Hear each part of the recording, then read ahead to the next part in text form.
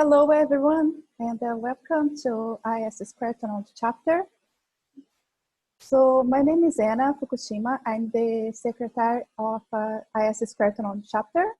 I will talk about our ISC2 and our chapter, and then I will introduce our speaker. So ISC2 is the world's leading cybersecurity and IT security professional organization with more than 140K chapters in the world. And more than 140K certified members and more than 140 chapters around the world. ISC2 chapter is the official chapter of ISC2, and it's part of the International Nonprofit Membership Association, focused on inspiring and a safe and secure cyber world, best known for the acclaimed certification CIS, and offers a portfolio of credentials that are part of a holistic programmatic approach to cybersecurity. This is our team, Victoria, our president, and the directors that support the chapter, including me. Our next chapter event is on June 24, the estimate date. And you can check our social links and also our chapter website to learn more about the meetings. We always try to bring an exciting speaker to speak about what's happening about cybersecurity in the world. And today, I'm really, really happy to introduce you to our speaker, Paula Januszkiewicz. Paula is a Cloud and Data Center Manager Microsoft MVP. She's the Microsoft Regional Director for CEE MCT. She is the cybersecurity expert and penetration tester.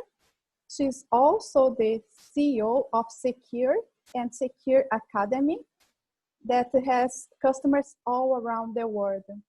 Welcome, Paula.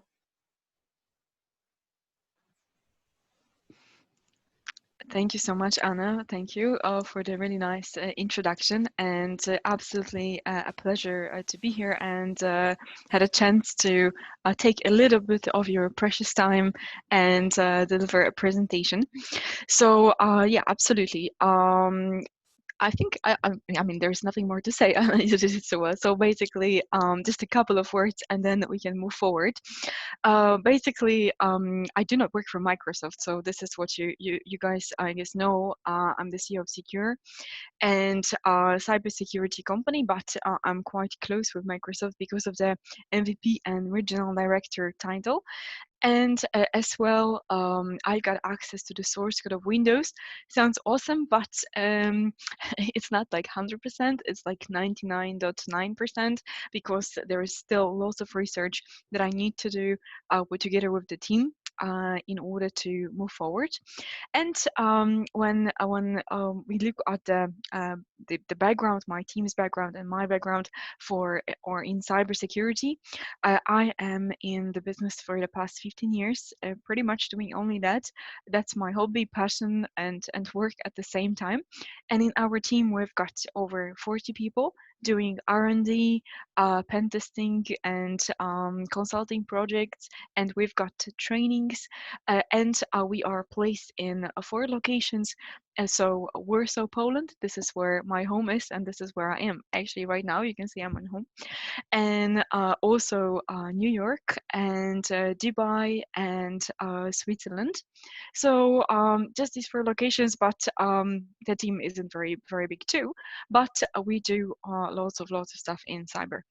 So anyway, today we're going to talk about aspects of the industry, and that is a very interesting subject because every single time we do pen tests, not only when we are at the customer sites, but also especially right now we do them remotely, we still do see the same problems, the same mistakes, and the same issues.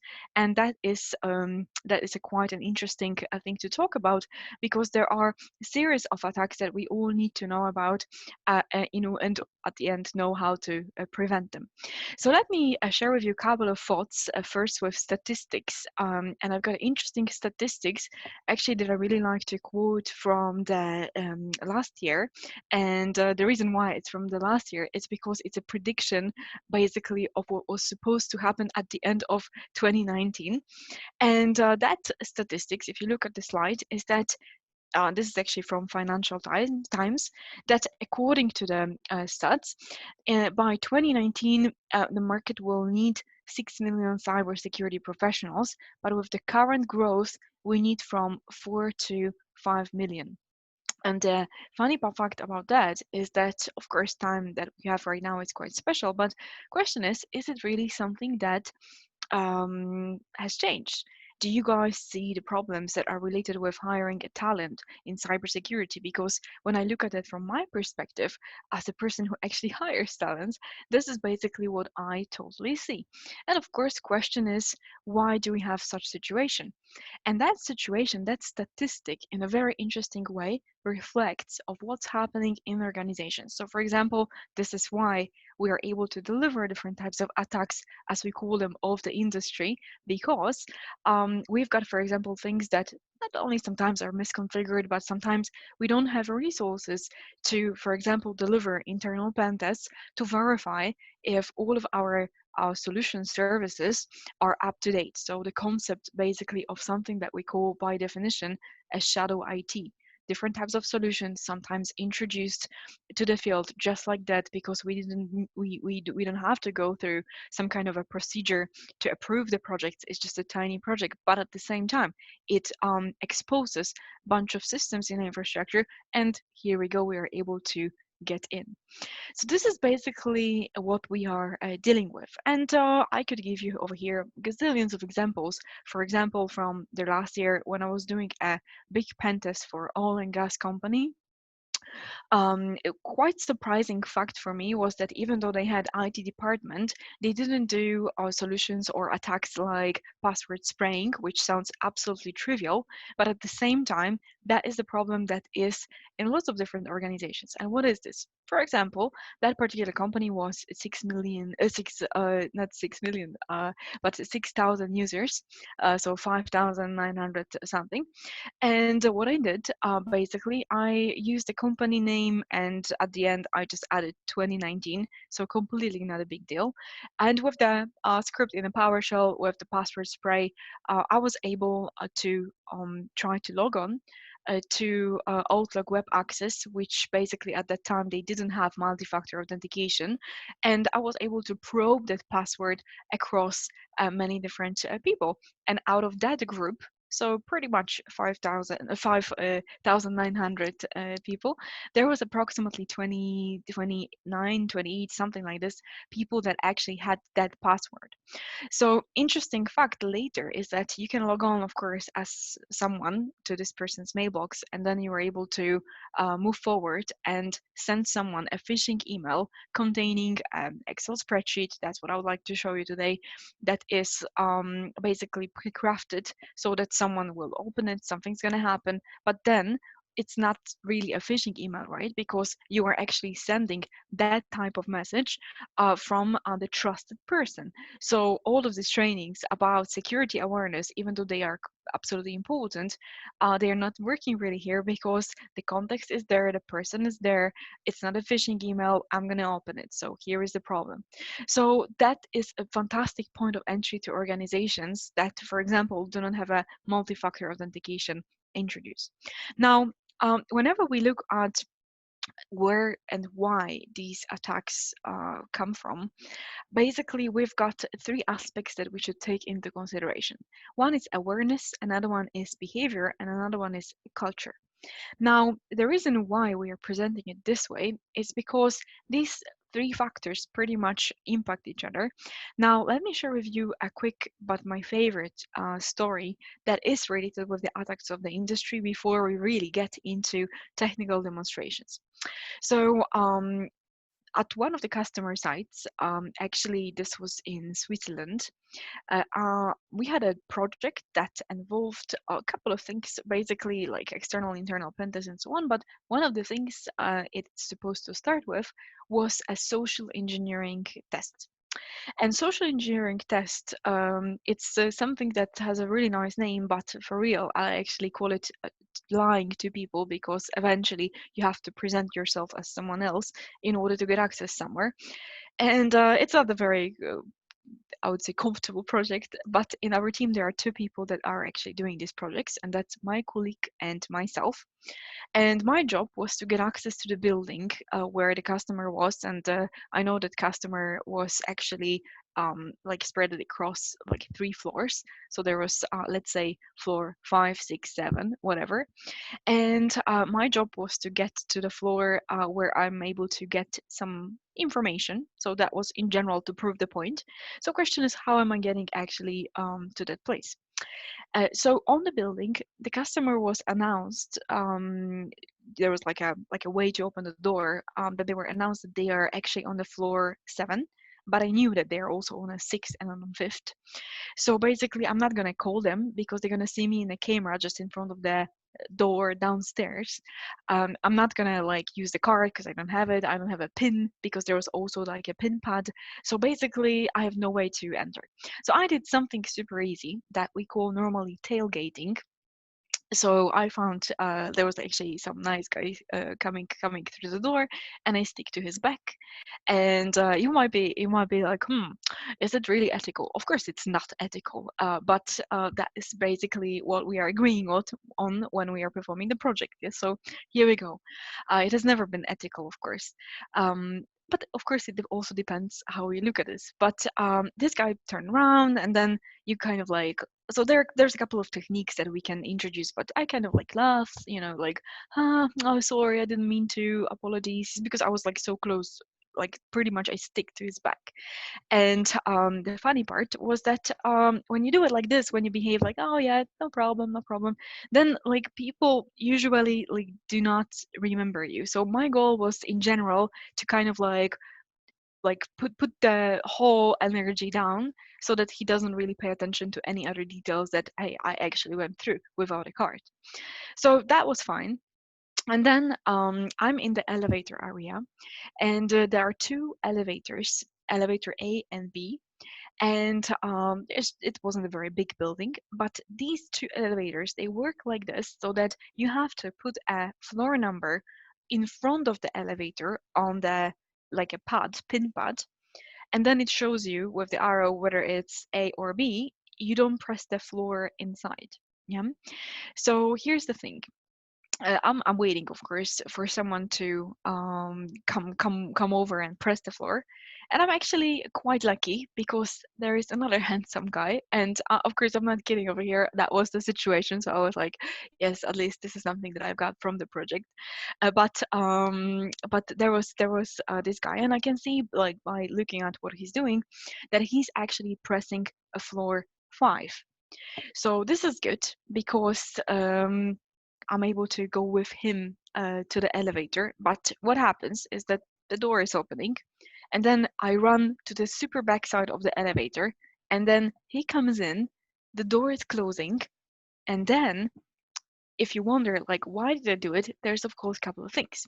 So think about it. Why did I actually run to the back side of the elevator? What was my goal? Because this is actually quite a predefined activity that I'm doing over here. So one of the things could be that maybe I could just hide behind his back because there is a camera somewhere. Another thing could be that whenever, for example, he's using his phone, I could at the same time look at what's doing. A couple of things I could try to get his pin or whatever, but my real goal was that actually when we get to the 5th floor, what happened? Yeah, so here's the thing. I started in the elevator the conversation first. So we were like downstairs. And I'm like, hi, how is it going? And he's like, fine, how are you doing? And yep, I'm good, I'm good. And I say, hey, it's nice to see you again. And this guy has never seen me before, of course. So you can totally see by his face that he is trying to figure out like what was the last time I've seen her. And there isn't no way, but he replies back, nice to see you again too. So I'm thinking, liar, but at the same time, the way how he replied is actually quite cool because it means that he got it. He definitely is in. because there was like a little bit of a smile exchange and so on. So, you know, that kind of um, funny atmosphere. So I decided, seeing that he's actually in, to put that fodder. And don't get me wrong, that was, of course, also pretty fine. So what I did, I said, you know what? And he's like, what? And I said, you smell very well.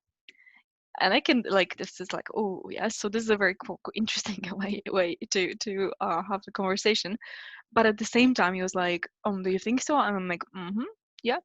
And this is the moment we're actually getting to the fifth floor. So what is this guy doing? Even though, like, you might think it's quite brutal, it doesn't really matter, because my goal was to get access to information from that company. Yes, so it is brutal, and I completely agree. But everybody could be a victim of something like that, and it wasn't very difficult. So what he does, he comes out first from the elevator. He uses his card. He opens the door and he says, "Ladies first," with this voice. And I'm like, oh, great. Thank you so much. Yep. See you later. And I'm in. And I'm at the trader's floor because it's a financial company. So this is a quite an interesting setup, because now I can go around, like, check what are people doing. And because it's a trader's floor that I was in, when they finish like their transactions, they got like lots of screens and so on. They literally, like, they were like working in a team. They stood up and then went out. They went out. And whether it was for lunch or for coffee, it doesn't really matter, because I need only like a minute maybe to manage to get access into someone's computer when they obviously do not lock it. We could be thinking, well, then it doesn't matter. Well, it matters, because in this organization, and that's why I'm putting awareness, behavior, and culture slide here. In this organization, these guys said that, hey, security cares about you. We lock your desktop after 5 minutes of your inactivity. Now, is it good or bad? What do you guys think? Because I personally think it's not good. And it really depends on the culture of the organization. But when there's this 5 minutes time, for some of the people, it's a lot. And for some of them, it's not. So it's like, oh, it's just 5 minutes of like my time. I'm not going to lock it or whatever. Nothing's going to happen. It's just 5 minutes. And when the organizations say it's 15 minutes, then I'm thinking, oh, 15 minutes, it's quite a lot of time. Then everybody would think that 15 minutes is actually quite a lot of time if they are security aware. So basically, in such case, they're gonna lock the desktop. So the reason why they actually didn't, because we actually asked them later, was it because there is this, it is gonna lock itself in the moment anyway. So that was the point. Now, what did I do? What I did, actually, I played with the pen drive that looks like this, and it's gonna be my first demonstration. And this is something that we call DigiSpark, and I programmed it. And eventually, what it did, it copied the data from one of the guys' computers. Funny part was that when I like came in, I stick it in because that's really the only thing you need to do, and then you leave. Goodbye. But because I like to provoke these situations a little bit, I was sitting there for a while waiting for someone to actually come over and ask me, "What am I doing over here?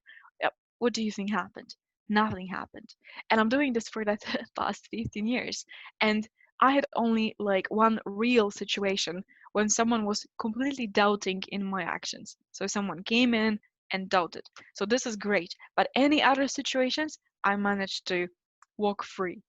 So let's summarize and let me show you how that works. So first of all, we've got awareness that comes with experience. So the more we are able to recognize situations, yes, the more we're able to act. And here we've got behavior that comes with awareness. So first of all, we recognize the situation, and the second thing, we know what to do. Yes, so we know how to react, how to eventually escalate the problem, and at the end, culture that comes with understanding. That means that within the organization, we've got a certain cybersecurity culture that's uber important, and then eventually that affects how we approach a certain type of information. So fantastic. Let's have a look at the first warming up demonstration before we get into some other techie stuff. So what do we got? First of all, when I'm like waiting as a hacker basically within the machine, let me start it. Then if someone comes in with that kind of a device, then basically will be able to perform different types of activities. So this is the hacker's machine, as you can see right now on the screen. And what I'm going to do with this device, I'm going to plug it in into my USB drive. So let me do it right now. And I'm going to be the target today. And what it's going to do is going to actually connect back to the hacker, so that later hacker has complete control over the target's computer. So the funny part about that is that recognized by antivirus? And answer is no, because this is our library. Here we go. You can see right now that on the screen we've got the shell established, and at the end we can check who am I, and that's it. I'm Paula. Okay, great. So can I set up something that will allow me to move forward and control the client's computer? Absolutely. Let's have a look. So this is the library that I'm gonna inject over here. So it's just a PowerShell library. So let's do it. So I'm gonna just paste it. Here we go. This is done. Okay. And the next part that we're gonna do, I will basically start to control that machine by playing with, so let me take this off, playing with basically the different like scripts that I've got over here. Yeah. So this is the setup. Now let's see what we can do. For example, yeah, with what kind of options do we have? First of all, we've got a possibility here, so to specify to set up the get screenshot. So let me actually run that. Okay, here we go. So I'm gonna do that, and in the moment you're gonna see what happens. So we've got a get screenshot taken. Fantastic. And over here I get a website where if I go to uploads, I can see that there is a screenshot taken, and this is this one from right now, and that is basically me delivering a presentation right now. So we've got a full control over someone's computer. Now, another part, let me just leave this website here, will be to impact someone's camera. So even though this is quite a predictable thing, because that's why we've got all these stickers on the camera, then let's give it a try. So here we go. F5, we can check it, and eventually, for some reason, it is actually green, so we can try it again. It did not execute properly, but anyway, we could of course give it a try. I have also a backup option so that you will see basically the backup. Yeah. Oh, okay. No image. Okay, fine. Fair enough. Now, what else? We've got as well things like the possibility to perform the key logging. Yes, and if we play with this one, then basically this is also quite interesting, because if we do get key recording, it will record every single thing that I'm actually typing here. So let's give it a try. Start key recording. Okay, and anything I type in here, so I just type test, and I'm gonna start Notepad, and over here test or whatever we're gonna type over here, then we can see basically that this has been here recorded. Yeah, so this is also pretty nice. Now another part would be actually to think about all these solutions where, for example, we've got a possibility to control someone's clipboard. And that's the same thing over here. That clipboard is basically accessed by users. So you don't have to be an admin to perform that activity. You can monitor or replace someone's clipboard if, for example, there's a certain pattern that appears in the clipboard. So what we mean, of course, over here, it's the situation where we've got invoice to be paid.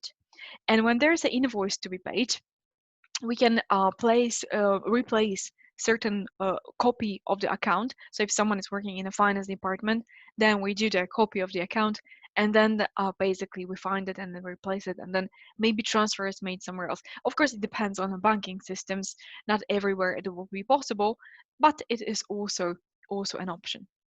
Okay, guys, so we got that. Now, is there any other like situation that is worth having a look at? Absolutely. So what we can do, we can as well play with someone's passwords. And the question is how that would happen. So when we think about the complexity of solutions, what I've prepared for you, and that is on, or these are the attacks of the industry, is 7 security issues that should just not happen. Now, let's talk about them. First of all, whenever we think about these situations, the first issue I would say would be a pathetic password. And even though it sounds quite simple, let me tell you, of course, what do I mean by this? First of all, password share.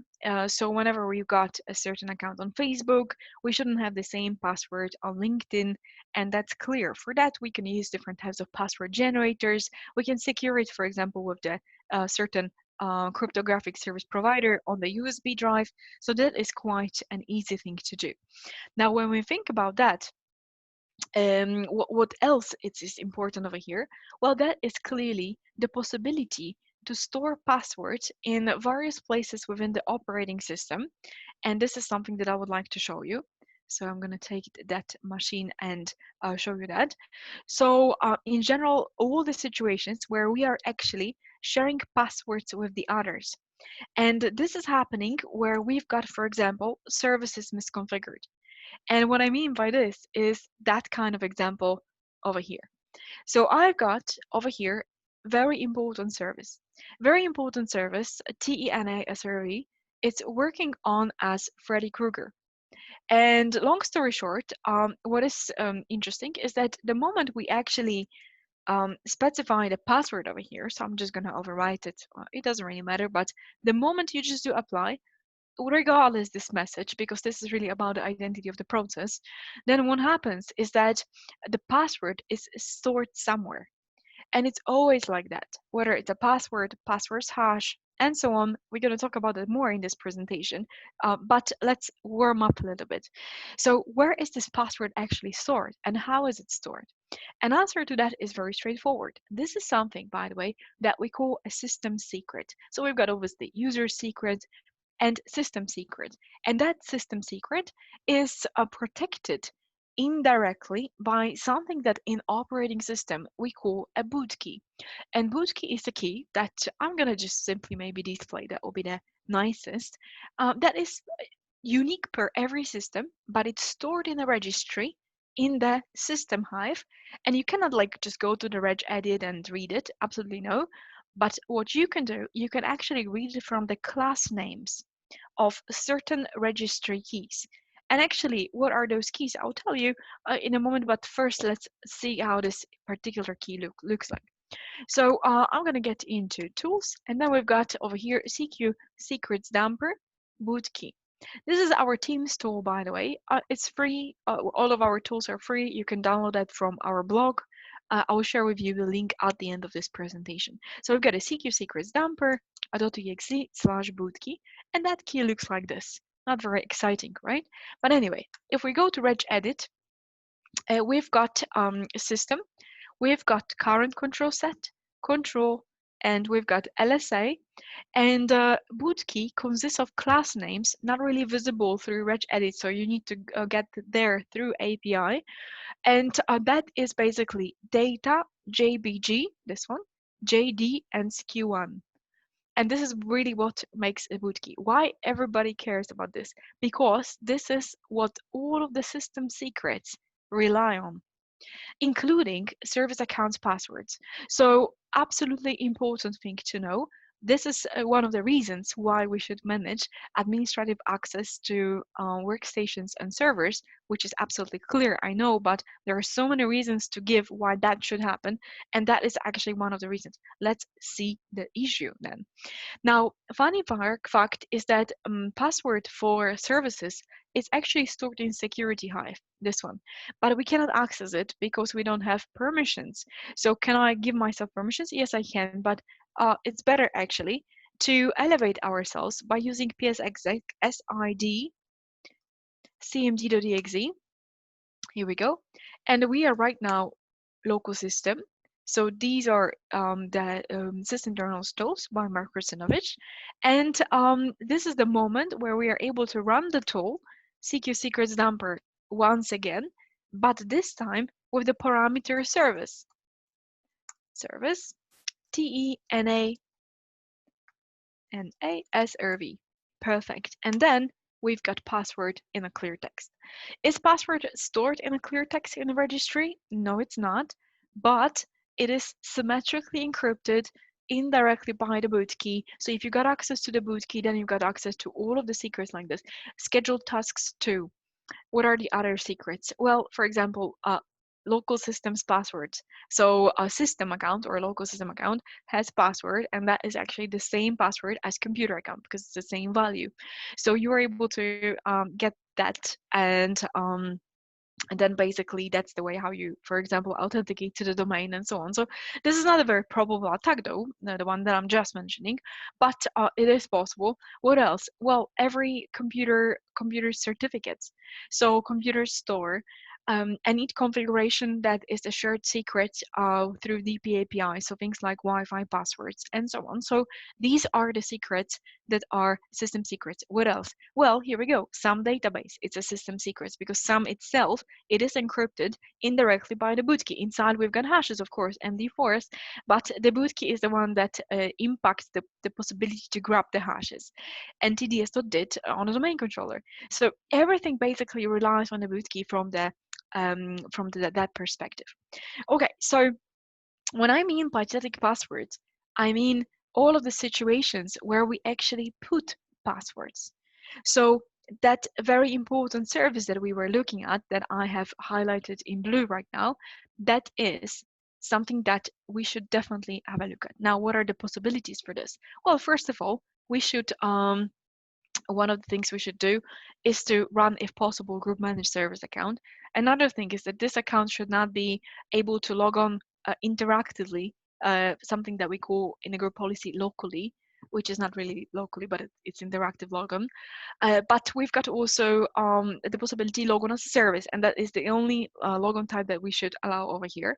Also, this account shouldn't be privileged and should be able to log on only to this computer, which we configure in account properties on a DC. So this is basically the approach. So that's what I mean by attack of the industry, because here we go. We've got a situation from one of the last pen tests. We've got a vulnerable Java app. Through this, we managed to get access to the server. We are local system right now because this was the context this app was running in. Yeah, so that was a vulnerability. We're local system. Now, what are my possibilities to perform the lateral movement? One would be, well, to get the local administrator's passwords hash and then do the pass the hash. But what if someone uses labs? What if the local admin's passwords are randomized? Well, okay, that stops me. But then what I would do, I would go to services and I will verify if there is any account that I can grab the passwords from. And usually these accounts can log on interactively. And I don't have to be privileged for that like later. So it could be just a regular user, but at least I'm going to have access to company's documents maybe, or to someone's department's documents, or perform this activity, send an email and so on. So there's a plenty of things we can we can do only if we've got this little chunk that could be, for example, password within the service accounts. Okay, guys, so let's move forward. We've got another one, peeping room, and not locking the desktop. Yeah, so this is basically just to mention. So in general, whenever we think about that, question is, can I and what kind of data can I steal? Well, as I was showing at the very beginning, we were able to use this guy and then get the data out or impact someone's computer or perform these activities. So that is something to look at. Now, whenever we look at the statistics, by the way, that are related with that, and that is the problem number 3, we've got 90% of people that actually find the pen drive. Well, this one looks, of course, quite ugly, but I have another one with me here, and that looks like this. And that is basically something that we call rubber ducky, and it has like a micro SD card over here. Yeah, so everybody can get it. It's a popular thing. It's like a toy. Yeah, so it's good to have it in general because you can like learn a little bit how to program it. So if we put the cover on it, 90% people is gonna take it and is gonna stick it in if as well there is a company logo printed. So that's really funny. 60% though is going to do it still if there is no company logo on it. So this is quite a high number. Of course, question would be, what's the mitigation? One would be to lock USB drives that we don't know, and this is something that you can do within the group policy. But another thing is that that kind of device always has to do something, yes? So basically, what that would be definitely a mitigation. But if we have to go somewhere, run something, and so on, because at the end we always have to run something, whether it's going to be PowerShell or some other type of scripts, so VBS or whatever, then it's always something. So whitelisting is a clear answer and clear a solution to mitigate not only this kind of devices, but also solutions that are coming through emails and so on. And yeah, so I guess I don't need to convince you to this one because this is definitely a trend that is out there. But the problem is, and that's what I want to say, is that not many customers that we are starting our cooperation with actually have that implemented. And that's why all of these attacks can simply work. Okay, so once we've got things running as a user, yeah, that is basically the case. What are the other things that we are able to perform as a user? And this is something that I would like to show you because whitelisting is of course one thing, but if I stick the pen drive in, then can I, for example, steal someone's passwords? And answer is yes. Now I'm going to show the most difficult demo within this presentation, so bear with me, because we're going to play with a data protection API. But the reason why I'm putting it on a keynote is because I think everybody should know what I'm going to be talking about from the private even perspective, that if I store password, let's say in Firefox or Chrome, is it actually safe? And answer is depends on many things, as always. So let's have a look, what does this depend on, okay? So we're going to be technically playing with classic data protection API and getting the system's secrets and user secrets. Okay, so what's the setup first? The setup is that data protection API, it's the cryptographic platform that we got in Windows. Okay, so everything we basically play with, crypto related, that's the DP API. I completely don't want to brag about it, but if you have any questions and so on, absolutely let me know, because as far as I know, we are the first and the only team that fully reverse engineered on DP API, including black hat sessions and so on. So we've got over 40 tools about it. So super happy to introduce you to even like deeper stage of it, but we're gonna go absolutely deep over here to explain the situation. So let's see. Within the DP API, when we look at the user's secrets, we've got a possibility to, and let's have a look at the Windows 10 over here, to extract passwords. Yeah, so I'm logged on over here as Freddy Krueger. Okay, so let me show you something first. I'm going to use not our app. This is the Nearsoft app, Chrome Pass. And then basically I started it, and then we've got password. So we are able to always get access to our own passwords. That's clear. So it's also important because if someone runs stuff as I am running, so someone is attacking Paula and then basically runs stuff under my account, then this person will always be able to get access to my credentials. So we have to remember that too, because it might make sense, of course, to not to store credentials in Chrome and any other places. Outlook maybe. Let's see. Okay, so here we go. We've got a password now. Just to show you, because I am logged on as Freddy, but my password to get access to the Freddy's account is password p@ssw0rd. Okay, enter, and then under this condition, I'm able to read that password. Now, what I would like to explain is under what conditions in general we're able to get access to password when we are a local user and when we are a domain user. Okay, so this is basically what we are starting with. Let's give it a try. So I'm gonna wipe the screen right now, and I'm gonna use my finger to paint a picture. Here we go, and let's do it, to play a little bit with the DP API. So we got it. First of all, we've got local user, yeah? And on this side, we've got domain user. Now, all of these users, they've got some kind of a secret, yeah? So just to be, for the moment, quite obvious, but then let's go deeper. Local user, when local user logs on, of course, we need a username and password, but on the top of the password, we calculate MD4 and we compare with the sum content, and that's how we log on. Now, what happens next is that on the top of the password, we calculate SHA-1. This is easy. And then that SHA-1 encrypts master key. Like what is a master key? Master key is just a key, just a string, basically, that encrypts a secret. That master key is stored in our profiles. Okay, so in a profile, roaming, and then you've got protect, and basically we've got the SID folder where we are able to get to the key. I will show you this. Now we've got a domain user, and domain user is a little bit more complex, but not too much. And when we've got a username and password, then on the top of the password, we calculate MD4 when we log on. We compare with ntds.did eventually by Kerber's logon. It doesn't really matter right now. And still we use the same MD4 to protect master key, to protect the secret. Now, if you wonder basically why MD4 on the right side for the domain user, why SHA-1 on the left side, let me explain. Local user, it's just the authentication database. So SAM in general, it's local.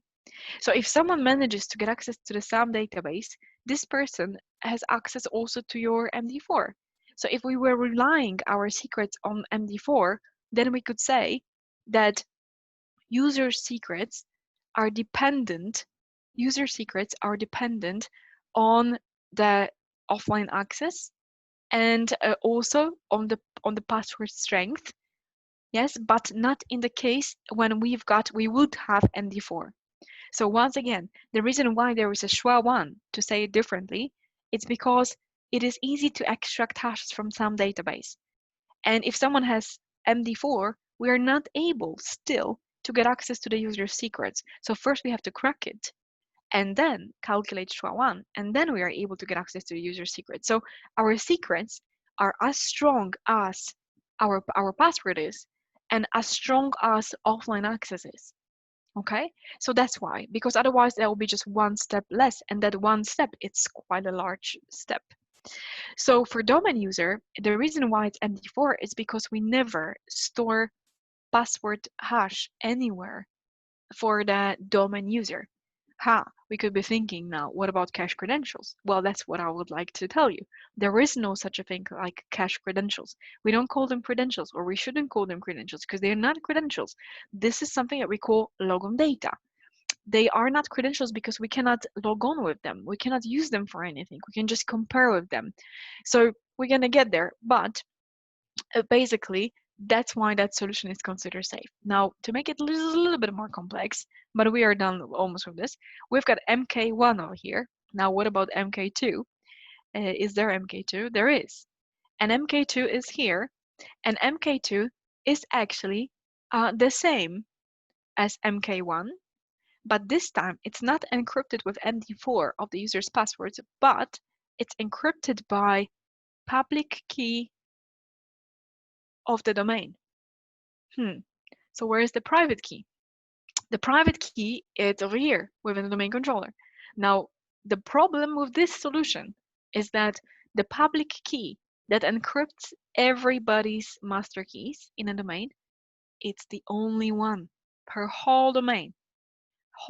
So you got one key that encrypts every person's in the organization's secret at once. And that is horrible because it means that whoever has a private key, then this person is able to read everybody's secrets. Is that true? Well, let's find out. So what we're going to do over here, let's give it a try.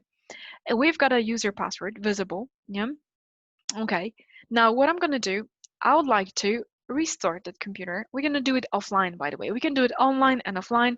I'm going to do it offline because it's more linear. It's easier to go step by step to explain of what's going on. And what we're going to do, we're going to change over here cache logon data. Okay, make it offline. so that we are able to log on with a different password. And then we're going to learn if it's possible by having that illegally changed password to still read users' data. Okay, so let's go next. Repair your computer. We're going to definitely repair it over here. And then I'm going to go to the D, CQ tools. Here we go, Kiwi Secure Edition.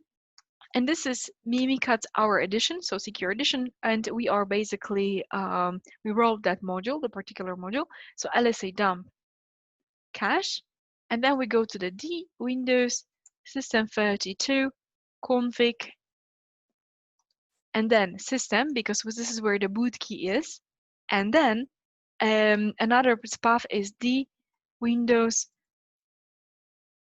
System32, config, security/kiwi, because cache logon data is actually in security. So we are overriding it with our predefined value. Why we are doing this? So that I want to show you that our secrets depend on the password. So if I'm going to be logging on with a different password, then that shouldn't work out, right? Okay, anyway, let's see. So this is done. Continue. We are not connected to the domain right now, we are offline. But in the meantime, I would like to use this opportunity to explain one thing. Cache logons, so cache logon data, basically, this is basically how it looks like. It's in the registry in Security Hive. Now, when we look at the Security Hive, I'm going to be back to this, but first have a look over here. They look like this. So this is just entries. I mean, not very romantic. It's just entries. By default, it's 10. You can change it. If you change it to 15, you're just going to have 5 keys more over here. And they are stored over here. And these values, they are basically this one. They look like this. It's just a mess. But what is this mess about? Well, this is actually Microsoft's implementation of the PBKDF2 function, and MSDCC2. It's the name of the cache logon data. Now, let me explain in my own words, if you don't mind, what that actually is. Yeah. So the function PBKDF2 that we have over here in the left bottom blue area, PBKDF2. It's a function, of course, and it takes a bunch of parameters, yeah? So over here, hmax1, that's like a random value, username, it's just a username, of course, obviously, 10,240 iterations on 16 blocks. Now, funny fact about that is that DCC1, it is actually MD4, so let's get there, MD4, on the top of username, joined with MD4 of the user's password, so simply hash, yeah? So this has been stored in Windows XP, and that's what we've been calling also cache credentials, kind of. And this is when we were learning that cache credentials or cache logon data, I really don't like to say cache credentials, cache logon data is actually crackable. Well, yeah, it's still difficult because we've got 2 dimensions, yes, a username and a password hash joined, and then on the top of that we've got MD4. So it's we have to have a rainbow table for that. But if we take that value and if we put it to another function, then we've got blah blah blah as a output. How can you revert that? Or even how can we crack it with the rainbow table? It is very difficult. Of course we can do it, we can brute force it, but it's such a huge amount of work. That's why cache logon data are considered safe. So just a side note. Anyway, once we are here, we would like to log on with the password. Bang, like this. Nope, it doesn't work because we have overwritten it. Yep, with the password Mimikatz. Okay, so we're logging on. This is a domain user, by the way. And of course, the question is, can I get access to users' secrets? What do you think, guys? Yeah. If we get into the tools, let's see, Chrome Pass, it takes a while. And answer is, we can't. Yes, because even by our explanation, we cannot get access to it, but we still have master key too. So let's see basically how, by having this private key of the domain, we're able to get access to everybody's secrets. See, password is empty. Now, here's the thing. First of all, we need to learn what kind of master key we are working on, okay? So let's find out. To me, by the way, this is one of my favorite tools actually. So let me just go to CQ tools, DP API. Oh, this one, CQ DP API blob searcher. I love that tool, by the way, because we wrote it to learn even for ourselves, where eventually we could store secrets in our private computers. So here we go. We're going to use the D parameter for the directory, and that directory is C users, and then basically we're going to go to Freddy, we're going to go to app data, and we're going to go to Google, so this local Google, and then Chrome, perfect, recursive search, output folder, CQ tools, and then we stream the output into dptxt. So that's it. It's like 20-second search maybe in a single folder. If you decide to run it on the full C drive, for example, then it's gonna take around 20 minutes maybe. Here we go, dptxt. And here we see that, we've got some secrets stored in Google Chrome. And this is actually protected by master key GUID, which has an ID of B55. Fantastic. By the way, Google Chrome as well uses SHA-1 and triple DES underneath. Okay, so we move forward, and then we get that key. So it is %appdata%.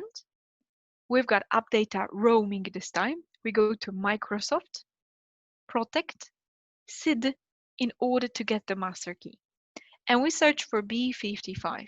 And we found it. It's this one actually here, B55. So I'm going to do shift right click, copy as path, and I'm going to put that into the tool. So it looks like this. So we've got over here CQ. First of all, hash calc. So what we're going to do, we're going to decrypt that master key with the private key from the domain and encrypt it back with our current passwords hash. So my current passwords hash, it's not known yet. So I'm going to calculate it. So Mimikatz, it's this one. And the private key, I don't have it yet, but that's okay. I'm going to grab it in a second. But let me construct the command first. So we've got a CQ master key AD this time. So this is another tool over here, but very useful. There is no other tool that exists like this in the internet. So I couldn't even use anything else. So here we go. We're going to do over here, file, and we're going to put the path to the master key. We're going to specify new hash. And that's the new hash that we are setting up over here. And now the private key from the domain. I got it over here. So I'm going to use it, pfx. But first, let me show you before I press enter, how did I grab that? So I'm going to get into the domain. And within the domain, let's go maybe over here.